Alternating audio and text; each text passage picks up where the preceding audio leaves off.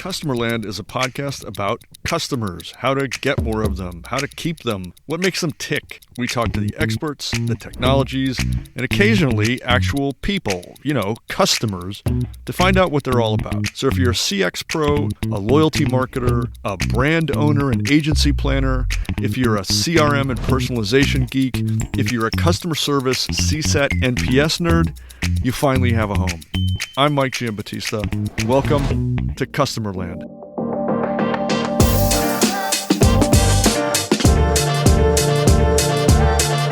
Your personal evolution from pure loyalty to kind of leveraging loyalty levers, sustainability purposes, I think lends itself to all kinds of really cool things that are personally fascinating to me. But I also think that that you're one of the few people I've spoken with that are kind of taking loyalty to new places where it's probably destined to go anyways, but you're probably one of the first few people who are doing that. So it's not just a pure loyalty for loyalty outcomes mindset. We're trying to change the world. I say we, you are. Yeah. So. Yeah, no, I would agree. And, I position myself very much now as poacher turned gamekeeper, because until COVID came along, my area of expertise that I was really known for was in the loyalty arena and also co-brand credit cards. So, if I take you back to my infancy in loyalty, I worked for British Airways and I was involved in the launch of Air Miles in Ireland before it was integrated into the Executive Club. And at one stage, I managed the Executive Club for the UK, and then subsequently managed all of the partners. So airlines, not airlines, hotels, cars, etc., but from a loyalty perspective. From there, I joined Ernst Young as a CRM consultant. And I there worked on a number of different industry sectors. So automotive, some telco as well, were the primary ones really. After a few years with Ernst Young, I took a career break and went off to retrain as an interior designer. So I'm used to reinventing myself. Natural career progression, of course. Absolutely. It's the creative side, the creative execution. So right. In some respects, the journey's not so different. You just get to see more of the output, though. But I never quite escaped the airline world because I kept getting pulled back for various consulting projects and interim management roles, etc. So I joined Jet2.com as a consultant, initially for 3 to 6 months, helping them launch their loyalty program. I subsequently departed 3 years later, and from there worked with Emirates, and that was helping them launch their co-brand credit card in the UK marketplace. And from there, more or less, what year was that? Give me a timeline. The Emirates one, that would have been about 9 years ago. Okay, all right. I think I recall the news item about that period, but that's anything over maybe a week ago is very fuzzy for me. So I know the feeling well. So from there, I also worked with FlyB, the first iteration of FlyB. I had an interim management role there. And and that was the end of my interim management type roles, because I then got more involved with airline information, and for 2 years I chaired all of their conferences internationally, so apart from South America. So that included their loyalty, co-brand credit cards, ancillary revenue, loyalty fraud, and airline payments.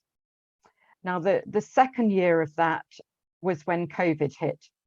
So having expected to be flying around the world, I was then flying around the world from behind a screen. Right. So I had already started thinking about what was next for me. And I literally had a series of conversations which almost led to sort of the perfect storm, where I was talking to people in consulting, for example, who were saying that in the aviation space, they were getting a lot more calls about sustainability. So that started the brain cells going. And I ultimately decided to do a master's. So fortunately, I live in Bristol, and one of the great programs in the UK is in Bristol at the University of West of England. So I started that 2 years ago. I submitted my final piece of work on the day that I met Ingrid. Oh, is that right? Yes, at 6:20 that morning, and then my. found myself sitting on a panel talking about sustainable loyalty in the afternoon.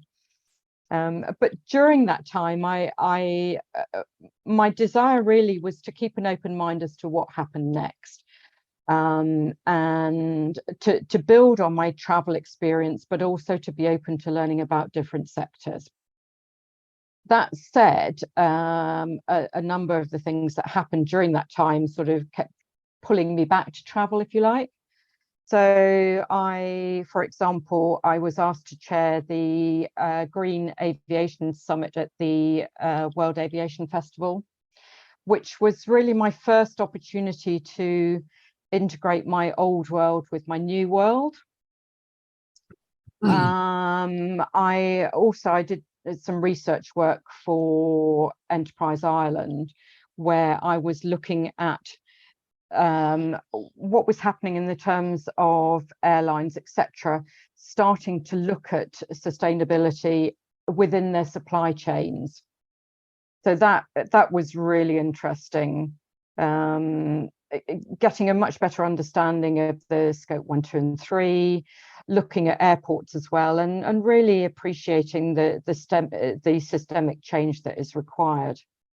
And then finally, on my dissertation, or I think you call them thesis over there, I'm not quite sure, but I looked at the impact of corporate travel policy on the intention behavior gap for business travelers, specifically looking at air.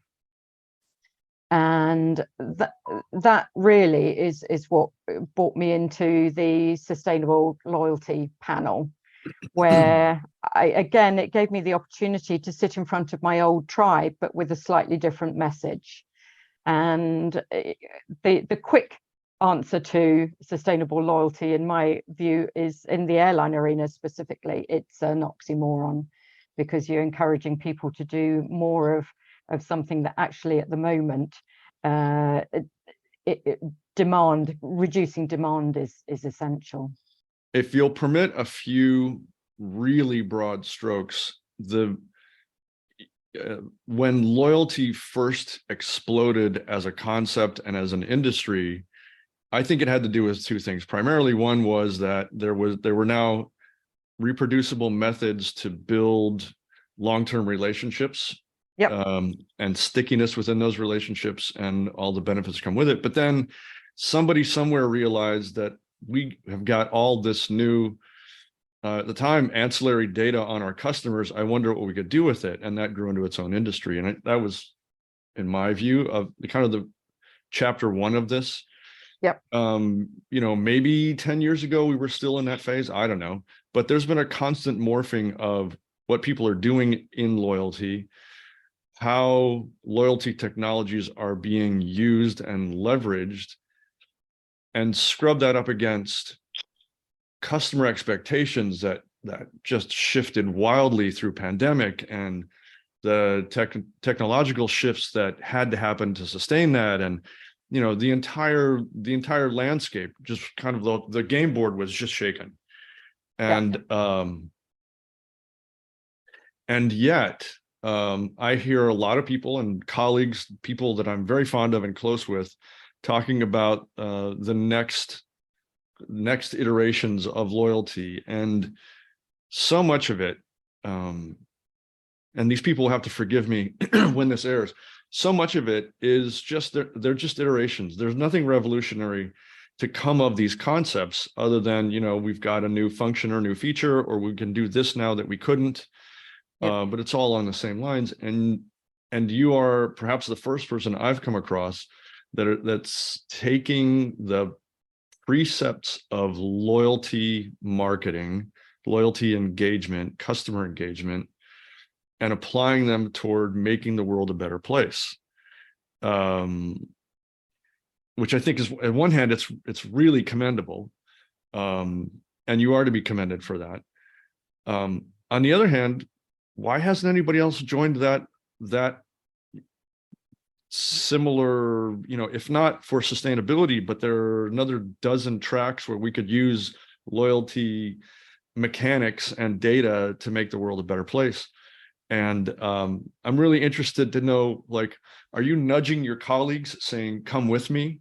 Or are we not quite there yet? At the airline information conference that you most recently spoke at, what was the response to that? Because truly, you were probably, plus these folks are your colleagues and friends, you're probably speaking to them things they didn't really want to hear. Yeah, I think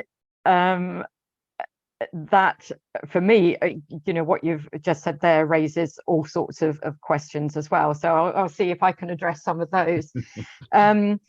Firstly, sitting in a room in front of my colleagues who were, as I described them earlier, as they were previously my tribe, and giving a different message was my first opportunity to test my own nerve to be authentic, because my thinking, my beliefs have changed over the last few years. So I recognize there are a number of people who aren't in the same place as me, but I feel sufficiently strongly that I want to share the message, but in a way that is palatable. Because one of the things that I know about sustainability is that there's a lot of scaremongering, and what that tends to do to people is it switches them off, and they go la la la la la. So that's part of it. I think in terms of how it was received, interestingly, I was approached by a number of people afterwards who agreed with what I was saying, and I think one of the challenges was that there were people in the room whose job it is to work in the loyalty space, and they are still working on growth, although their personal beliefs might not support that. They're not in a position to say so. And I think there's probably a lot of that going on at the moment, which is a difficult one, because until people start to speak out, that's not going to change radically. I want to take a quick break from the conversation to tell you about one of our sponsors. What could you achieve if you knew what your customers expected ahead of time? What if you could know what customers expect by category and by brand 12 to 18 months ahead of traditional brand tracking methods? And what if you could know exactly where to adjust and where to spend in order to derive the most benefit every time? A customer expectation audit allows you to identify areas that require strategic reinforcement, as well as pinpoint which values will contribute most to an emotional bond with your brand, and optimize accordingly. Customerland has partnered with Brand Keys, the world's oldest loyalty-focused consumer research firm, to bring real-world customer expectation audits to brands, brand managers, and to CX practitioners everywhere. Want to know where your brand stands and exactly what to do about it? Go to expectationaudit.com. That's expectationaudit.com and download a sample audit today. One of the other things you mentioned is why aren't loyalty programs making bigger changes around this? Well, you're seeing programs being positioned as green loyalty programs, etc. I think green is being used rather liberally. Right. And I believe that a number of the changes being put out there to promote green loyalty are very much along the lines of greenwashing. So that's part of it. I think the other part is it's rearranging the furniture. Because if you look at the Scope 1 emissions in the UK marketplace for airlines, 99% of their emissions sit in Scope 1, which is enormous. Of that 99%, for UK-based airlines, between 90 and 99% of that is generated through the use of aviation fuel. So that shows you very quickly where the biggest difference is required. So with the best will in the world, encouraging your loyalty scheme members to a carbon offset for their flight. Firstly, you're not paying the true cost of the carbon. So for me, it's an excuse to continue bad behavior, if you like. So It might make people feel better, but it doesn't make a fundamental difference.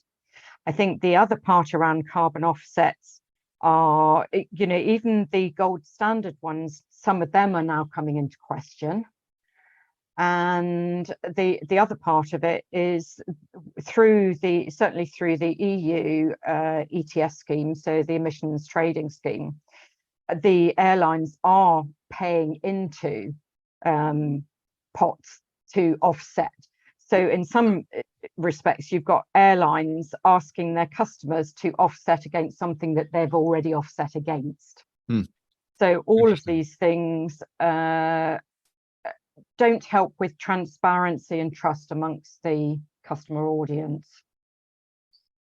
So that's part of it. I think also, I've talked very much from an individual traveller perspective at the moment, and really from the research I was doing in my dissertation, several things came out of it. One was looking at the impact of climate knowledge on people's propensity to fly, and that's business travellers specifically who work for companies with corporate travel policies. And back in 2007, although the level of knowledge was reasonably good, it wasn't changing their behaviour. Now it is. No kidding. So that is a change, and whether part of that was driven through COVID and people's increased awareness, I don't know, but that has changed. The other part of it was listening to travel managers, and I also did a course in sustainable business travel, and listened to business travel managers who had global remits, and they were looking to reduce business travel. Now, whether it's by stopping traveling completely, so doing what we're doing now, or reducing travel, and if I look at air travel to begin with, reducing the number of day trips, where someone might have gone to the States and back twice a month, only going once but staying for longer, all those sorts of things, and also going for lower emission travel, whether that's train travel, or looking at airlines that have lower emissions because they've got more up-to-date aircraft, etc. So on the one hand, you've got the corporate travel market looking to reduce air travel, and on the other hand, you've got the airlines and some of the airline associations such as IATA talking about continued growth. So for me, there's a contradiction in one saying we're continuing to do that and the other saying we're doing that. And so really, and that's, I emphasize, this is the UK marketplace. It varies a little bit in different markets. I know in the US, for example, it's much more difficult to switch to train travel, for example. But I think people ignore this at their peril. So anecdotally, this is several months ago, I was booking some air travel for myself, and I saw, I honestly can't remember which airline, or if it was Expedia or one of the aggregators, had a little icon there that says this, effectively said, this trip is more sustainable, wrong language, but you get the point. Yeah. Than this trip. Choose the more sustainable one. And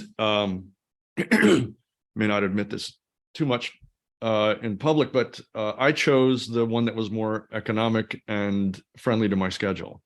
Yeah. Sustainability, I'm ashamed to say, probably wasn't even a factor in my decision other than I noticed it. Oh, look, that's something I hadn't seen before. And I consider myself a fairly sustainably minded consumer, but we're talking about real money here. Yeah. So, just using loyalty mechanics to change consumer behavior, it seems to me like we're going to have to find the critical mass of urgency behind the message before your average business traveler starts to do anything significant or material with those ideas. And I don't know where that threshold is. When does it become too important to ignore, to not to ignore? But I mean, there's an abundance of data and research showing that information alone isn't enough to change behavior. It just isn't. We're all motivated by a whole series of complex emotions and inputs and experiences. And it seems like with something as big and broad as this, it's more of a holistic solution than it is a function of loyalty triggers. If I can expand your question. Oh, sorry. Go for it. I just wanted to expand on Mike's question, actually, because I completely agree with what you said, but I'm also wondering if it's a challenge with communication, because in other areas like recycling, I mean, I would literally not buy a plastic bottle if I'm thirsty and I'm out for the day now, because it's so part of me now. And it's a bit ridiculous, actually, sometimes, where I would be with you, Mike, on the choice of the flight. But it's because that plastic bottle means something so much more tangible than when I see a flight being more sustainable than another flight. I can't quantify it. I can't see how bad it is. And no one has clearly explained that to me, or I haven't understood it, but I don't think I'm alone. So what's your view on that? I think you're absolutely right, because very few people know what a ton of carbon looks like. And interestingly, I looked at what some of the universities were doing, and one of them that I looked at was the University of Edinburgh. And they were the first organization that I saw that actually translated emissions, costs, etc., into ways that are understandable. And I can't remember precisely which trips they were looking at, but in terms of emissions, I think they looked at it as how many space shuttle launches it equated to. In terms of mileage, they equated it to how many trips to the moon and back. Oh, wow. And in terms of cost, they equated it to how many university lecturer salaries it equated to.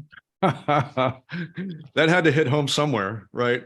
Exactly. But it's literally the first time that I've seen it expressed in those ways. So you're absolutely right, Ingrid. It is critical.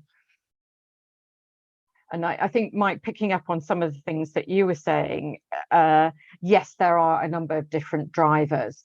And again, part of it comes down to if you're an individual business traveler and you're footing the bill, or if a company's fitting the bill and they have carbon budgets, for example. And in some cases, the companies are recognizing that sustainable travel will be more costly, but not always. I'm thinking about the equivalent, if you will, again, grant me some latitude here, but in the commercial real estate space here in the States, there's an effort called LEED certification, which effectively means that your property has met some criteria for sustainability and emissions, et cetera, and energy use. And I have a number of colleagues who live and work in that industry, and they'll tell you behind closed doors that a LEED certification is great for a property sale. It's like having a redone bathroom or something in your home, but because it looks really good in the photos, but has done nothing. In fact, there's been a negative effect on leasing, because there's a perception, real or not, that LEED certification adds to the cost. So there are tenants out there who will actively search for non-LEED properties to lease in, because they're afraid of that they're buying something that's just extra cost. And yet, that effort is there for a reason. Yeah. It is, but the real estate industry, probably like so many, has a long way to go to communicate the truth of the reality and the matter, so that it's understood, digested, and acted upon. And I would love to see some research. Where is that? When is that critical mass reached? Where is that threshold? And then start building out tools and mechanisms and channels and communication to get us there, because it's too easy to greenwash right now. Yeah, no, absolutely. And for every positive statement that is made, someone will make a negative one.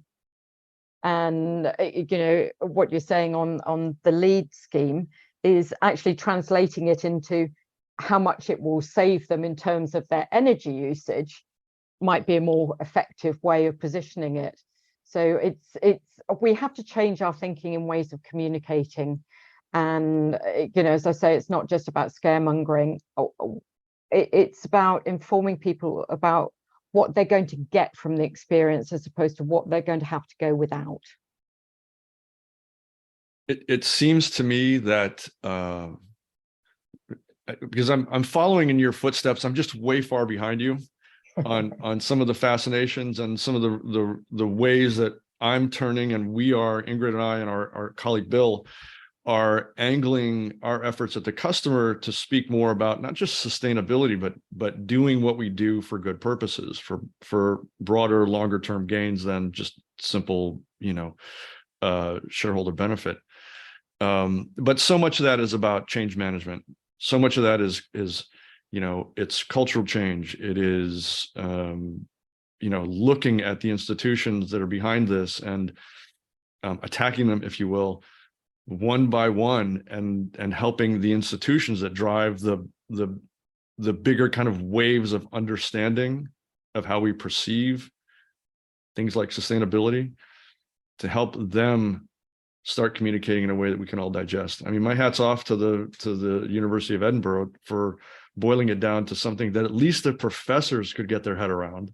Yes. Hey, that's my salary you're talking about there. But the analogies, a good analogy can go miles to telling those kinds of stories. No, absolutely. And I think it's worth looking at some of the professional service firms and the accounting firms, because in terms of their scope 3 emissions, that's where a lot of the business travel sits. And of that, a big percentage of it is air travel. So they've been ahead of the game because they've had to make changes because their customer base is asking for those changes. Right. So they are definitely worth looking at in terms of case studies. I think PwC in the Netherlands, for example, they now, all of their aviation fuel is SAF. And the way they did that is by a number of years ago starting to introduce a carbon budget. So for every airline ticket, there was a percentage on top of that. So in terms of looking at it in the booking system, that price is already included in there. And so they've started to build that pot of money, if you like, to help them be sustainable. So there are examples out there of what companies have done to start to make themselves and enable their sustainability journey.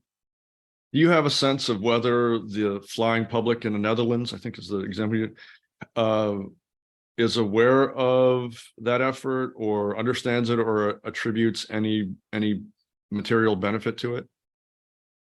I can't answer that because I'm not in the Netherlands, but I know PwC people in the Netherlands definitely are aware of it, and across the whole of PwC. Interesting. But in terms of the Netherlands themselves, they're already going through some interesting things with Schiphol, with potential reductions, etc. Interesting.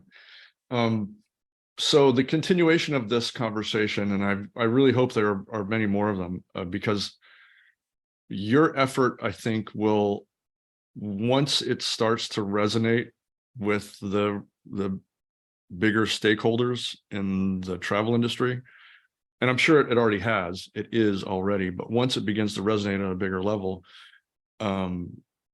your effort, I think, will start to generate offshoots of people who will, work out the channels and work out the messaging and work out the change management, and that's going to be really interesting stuff. With loyalty as a root there. Yeah, no, I agree completely, and I feel in some respects I'm one of the people saying we need to change,